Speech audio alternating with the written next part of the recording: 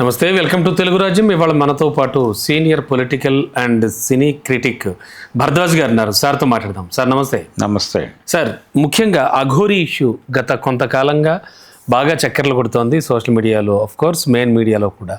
మరి ఈ నేపథ్యంలో అఘోరీని అరెస్ట్ చేయడం కానీ ఆ తర్వాత జరిగిన పరిణామాలు ఇవన్నీ చూసాం. అయితే ఇక్కడ నాకు వినపడిన వార్త ఏమిటంటే అఘోరీని జైల్లో ఆఫ్ కోర్స్ అక్కడ కస్టడీలో ఉన్నప్పుడు కొట్టారని, గతంలో పోలీసులకు సంబంధించి కొన్ని అనుచిత వ్యాఖ్యలు చేసినందుకు వాళ్ళు రివెంజ్ తీర్చుకుంటున్నారని, ఇలాంటివన్నీ వినబడుతున్నాయి. ఈ ఓవరాల్ ఎపిసోడ్కి సంబంధించి ఏం చెప్తారు, ఏం జరుగుతుందంటారు? అంటే ఇక్కడ సికింద్రాబాద్లో ఒక గుడిలో జరిగినటువంటి ఒక అవమానకరమైనటువంటి సంఘటన నేపథ్యంలో అఘోరీ అనేటువంటి పేరు మనకి పరిచయం అయింది. అక్కడ ఆలయం దగ్గర ఒక హడావిడి క్రియేట్ చేశారు. ఆ రోజుల్లో ధార్మిక ఆగ్రహం ప్రకటించడం, ఆ హడావిడి అంతా చూసాం మనం.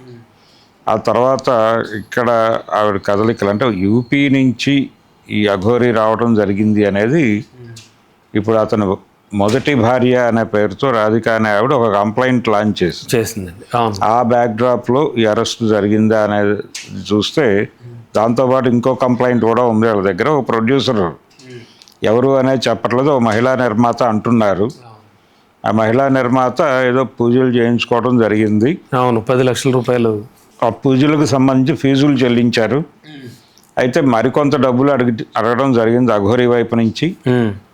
ఆ సందర్భంగా వాళ్ళకి రిలేషన్లు జరగడంతో బ్లాక్మెయిల్ చేయటం జరిగింది ఇటు నుంచి.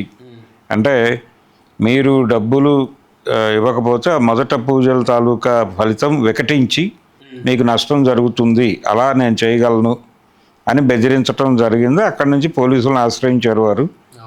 ఇలా అరెస్టు జరిగింది. అయితే దీనిలో ఇంటర్లింక్డ్ వ్యవహారం, ఒక సహజీవనం, వర్షిణి అనేటువంటి అమ్మాయి బీటెక్ విద్యార్థినితో ఒక సహజీవన కార్యక్రమం, దాని నుంచి ఆ అమ్మాయిని కౌన్సిలింగ్కి పంపించి ఇతన్ని దీనిలోకి రిమాండ్కి పంపించడం జరిగింది. అవును, ఈ కస్టడీలో ఉండగా కొట్టారా అనేది వేరే గొడవ. కస్టడీలో ఉండగా ఏదైనా జరిగితే జరిగి ఉండొచ్చు, కానీ అంటే దర్యాప్తులో భాగంగా ఇంట్రాగేషన్లో భాగంగా ఏదైనా థర్డ్ డిగ్రీ ఉపయోగించి ఉండొచ్చు.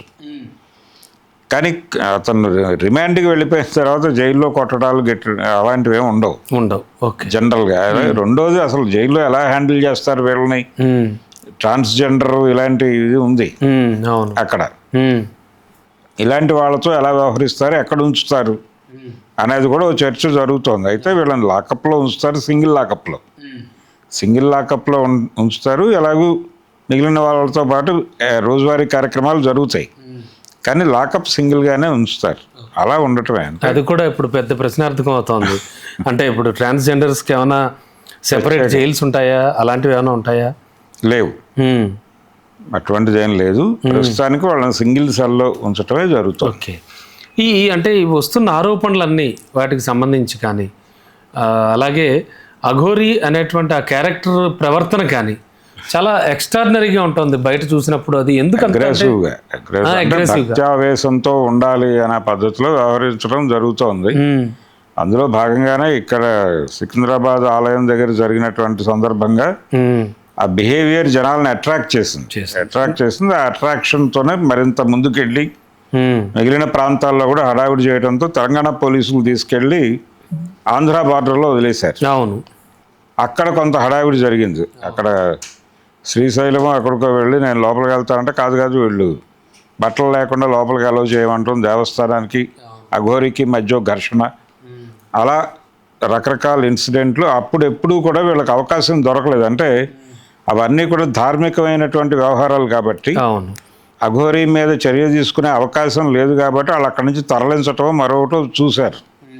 ఒకసారి ఎప్పుడు అక్కడే శ్రీశైలం దగ్గర అనుకుంటాను, తను ట్రావెల్ చేస్తున్నటువంటి కారులో పెట్రోల్ పోసుకుని చచ్చిపోతారని బెదిరించడం లాంటి సీన్ కూడా జరిగింది. అవునండి. అయితే అప్పుడెప్పుడు కూడా వీళ్ళ దగ్గర కంప్లైంట్లు లేవు జవహర్ నగర్ నుంచి. ఇప్పుడు కంప్లైంట్లు సాలిడ్గా ఉన్నాయి కాబట్టి ఏం చేసినా చేసి ఉండొచ్చు. కొడితే ఇంట్రాగేషన్లో వాళ్ళ పాత పగలు తీర్చుకుని ఉండొచ్చు. ఓకే, జరిగింది అదే అనుకోవాలి. అంతే. Right sir, thank you. Hello, Telugu రాజ్యం ఛానల్ చూస్తున్నారా? సామాజిక, రాజకీయ, జీవన చిత్రణే తెలుగు రాజ్యం. అతిశయోక్తులు అసత్యాలు ఉండవు.